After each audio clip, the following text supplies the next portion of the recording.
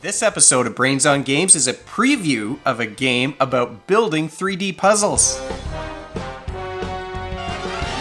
Welcome to Brains on Games. I'm Dr. Brian McDonald, and this episode, like I said, we're going to preview a game that's coming up on Kickstarter soon, and it is a game that's about creating a puzzle, a game called Blokk. The folks over at Blokk Games sent me this prototype, and so because we're doing a preview and this is a prototype, the components might change, the rules might even change a little bit before the game actually comes out.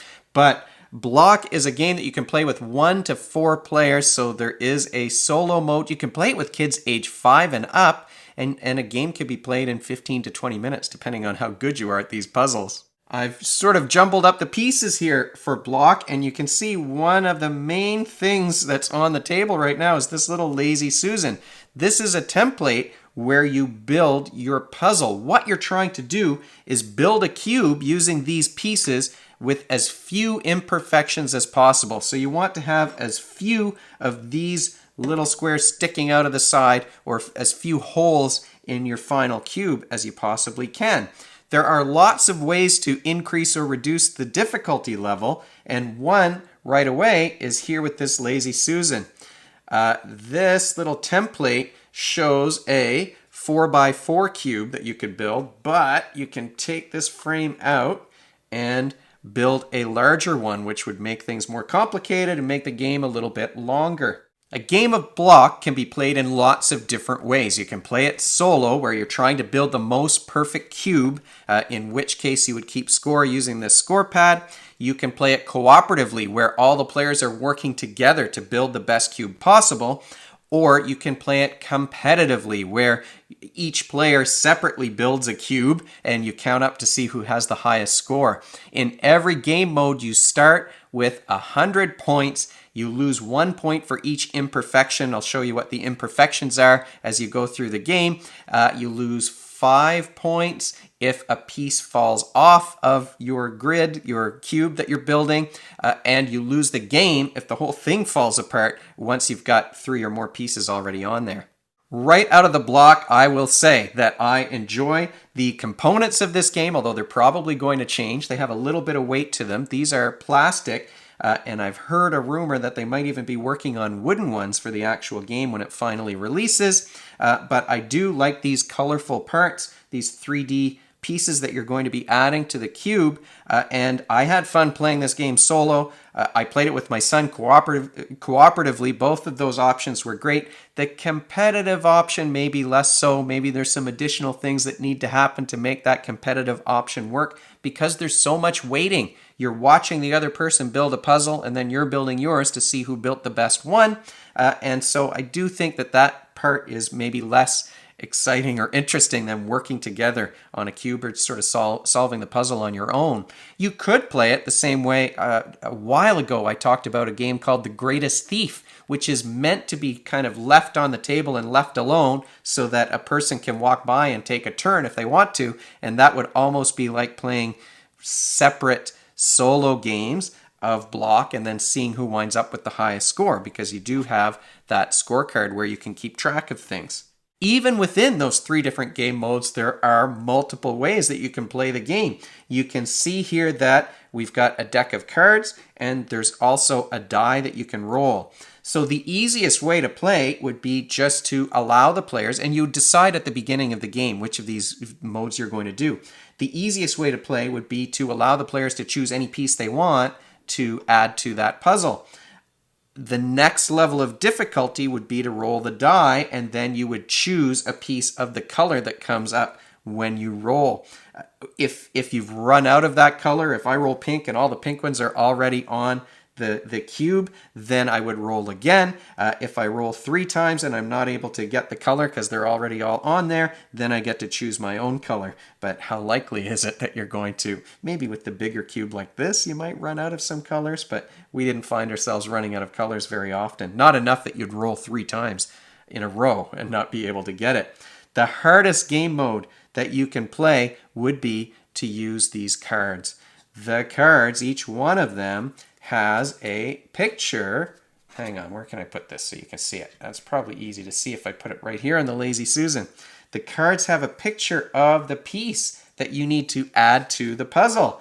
So rather than choosing your own or choosing based on a single color, and there's one that's not quite a wild card, but there's one piece that has two colors on it in the prototype that I was sent. This is the most specific, where you have to take, whatever you've drawn and find a way to fit that onto this little Lazy Susan in order to build the puzzle. The Lazy Susan is nice because you can turn things around and see it from different angles, but you do have to be careful because you don't want to knock pieces off of your puzzle. There is therefore a dexterity component to the game. It's not like crokinole or flicking finches or Jenga as much where that's the main focus, but there is a component where you do have to have a steady hand to make sure you're not knocking things off as this puzzle becomes more complicated, particularly in this 5x5 grid where everything is quite a bit bigger. The main part of the game, though, of course, is the spatial problem solving and planning.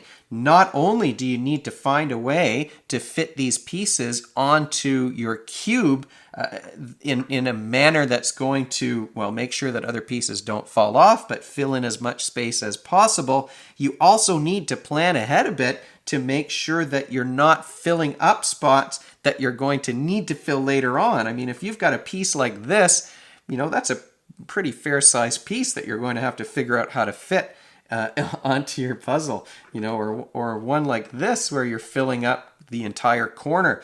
So you might need to plan ahead a little bit. That is all about spatial problem solving. You're doing some mental rotation, and luckily you can do some physical rotation too, either by rotating the Lazy Susan or looking at the pieces all in different ways.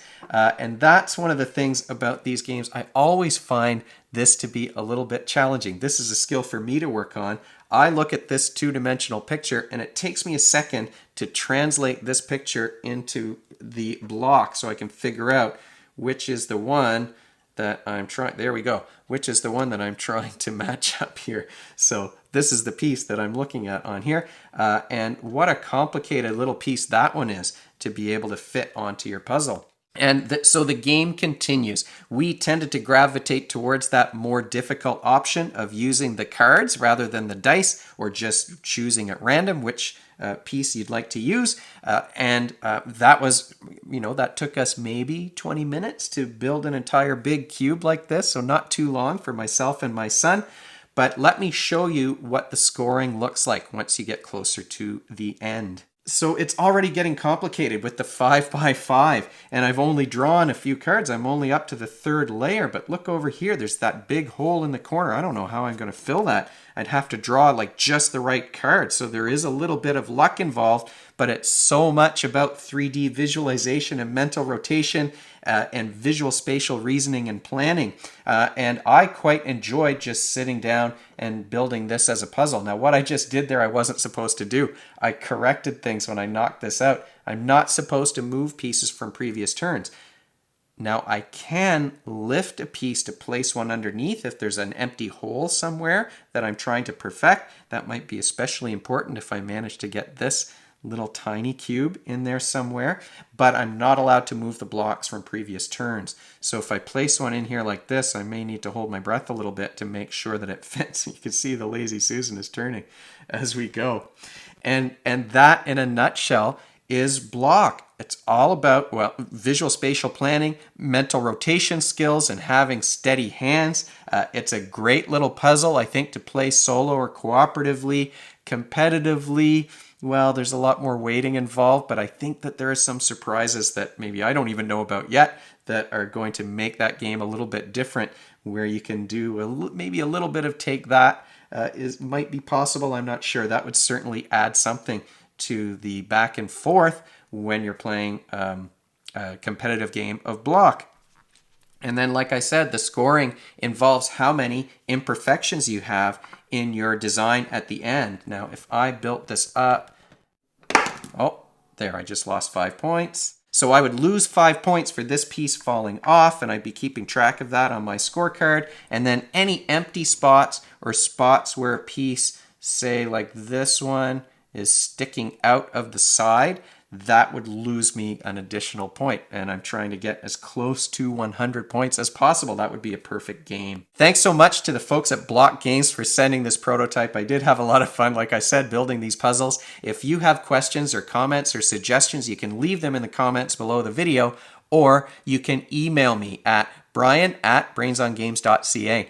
Brainsongames.ca is the website where future episodes will go, and the previous episodes are up there already. Brains on Games is the Twitter handle and the Facebook page and the Instagram feed, so we're all over the place. And if you enjoyed this video and you want to be notified of future ones, you can head on over to YouTube and click that subscribe button. Thanks for joining me, and hopefully I'll see you next time.